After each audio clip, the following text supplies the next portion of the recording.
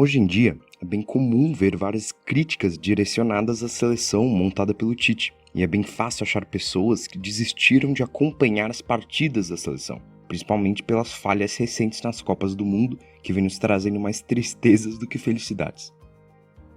As duas maiores críticas ao Tite como técnico da seleção são a famosa panelinha, no caso colocar jogadores que ele gosta sem se importar com a fase ou merecimento, e a segunda é que a seleção tem poucas ideias de jogo. Hoje no Dia of Futebol, a gente vai analisar taticamente a nossa seleção, vendo os positivos e negativos sobre o novo sistema de 2020 que o Tite montou e ver se essas críticas têm fundamento algum.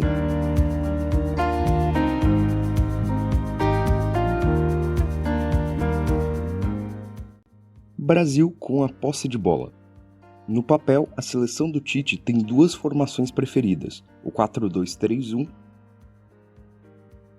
e o 4-3-3, mas que no jogo não podem ser mais fluídas na movimentação. Nas duas, o time joga do mesmo jeito, buscando uma saída de bola limpa pelo chão, mas que muda um pouco dependendo da quantidade de pressão que o adversário faz na saída de bola. Se pressionarem com apenas um jogador na frente, como a Venezuela fez, o time utiliza apenas 2 zagueiros para criar. Quando pressionam com 2, como fez o Uruguai no primeiro tempo daquela partida, o time faz uma saída de 3 jogadores, puxando o lateral, geralmente o Danilo, para virar um terceiro zagueiro pela direita, uma estratégia que sempre dá vantagem numérica sobre a pressão adversária. Com os 3 zagueiros, o outro lateral, geralmente o Renan Lodge, tem liberdade de atacar com liberdade completa, virando um ponta no ataque. Ainda os meias centrais, que no caso hoje em dia é o Coutinho, avança para atacar os semi-espaços. Pela ocupação do Lodge pela esquerda, o ponta esquerda pode infiltrar na área, seja mais ofensivo como opção de finalização ou como criador pelo meio, como faz o Neymar geralmente.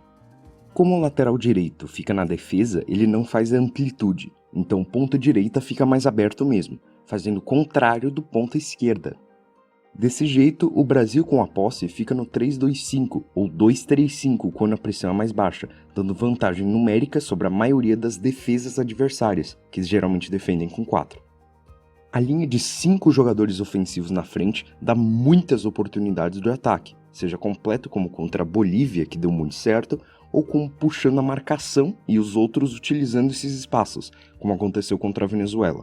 Mesmo naquela partida ganhando da Venezuela, ela mostrou o maior problema da seleção atual, que é quando enfrentam uma linha de 5 defensores ou meio-campistas, geralmente no 5-4-1 ou no 4-5-1. Isso é um problemão, porque o time geralmente se aproveita da vantagem numérica para marcar os gols, só que quando enfrenta uma linha de 5, o time perde sua vantagem numérica e fica meio perdido em campo, tentando achar espaços de qualquer maneira possível, o que faz o time continuar dependendo do Neymar, que tem a habilidade insana de quebrar linhas. Brasil defendendo. A formação defensiva do Brasil se aproxima mais ao 4-4-2, utilizando um ponta, geralmente Richarlison ou Gabriel Jesus, como centroavante, e um dos meias ocupa a meia direita.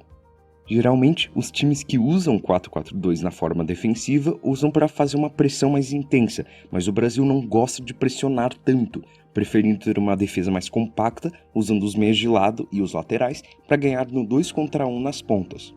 A compactação da defesa fica mais focada no lado que a bola está, e os outros jogadores bloqueiam todas as linhas de passe, forçando o adversário a virar o jogo com uma bola longa. Isso acaba sendo muito útil porque é muito fácil de recompor para o outro lado, e é uma forma muito fácil de marcar o adversário depois do lançamento, mas óbvio que isso deixa um pouquinho espaço caso o adversário que está no outro lado seja muito bom no 1 contra 1. Esse estilo de defender não é sempre o estilo mais ofensivo que tem, e faz com que nem sempre o time possa jogar bonito para garantir um resultado. Isso aconteceu contra o Uruguai, por exemplo, que com a vantagem no placar, o time controlou o jogo e manteve a posse de bola maior, não deixando o adversário jogar, mas a gente meio que não jogou, mas com a vantagem no placar, a gente nem precisava jogar, e foi por isso que a gente fala desse jeito. O time nem sempre joga bonito para conseguir uma vitória.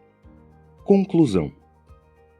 A seleção tem sim problemas, e eles podem ser resolvidos com treinamento, principalmente nas convocações, que tem sim problemas e nomes duvidosos que talvez merecem uma troca, como a insistência do Gabriel Jesus na ponta, ou chamando jogadores como Rodrigo Caio, que é um bom jogador, mas não vai ter um futuro longo na seleção para as próximas Copas, e talvez deveria repensar essa ideia.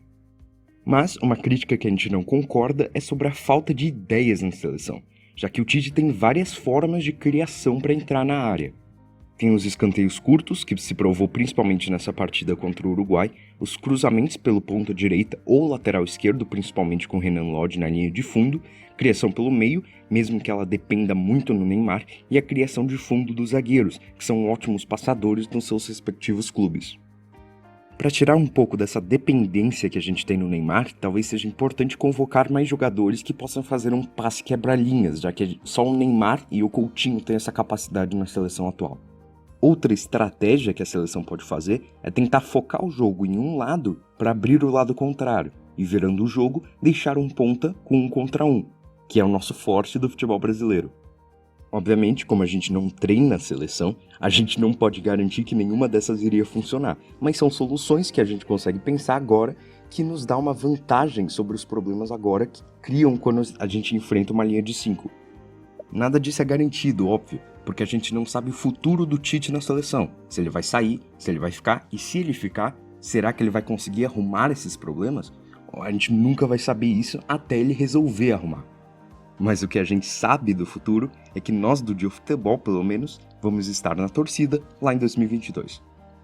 Nós somos o Dio Futebol, muito obrigado por assistir. Se você gostou, deixe seu like, se inscreva no canal e assista outros vídeos. Se não gostou, deixe seu dislike e explique o motivo nos comentários. Já que somos um canal iniciante, então qualquer feedback, seja positivo ou negativo, é sempre apreciado.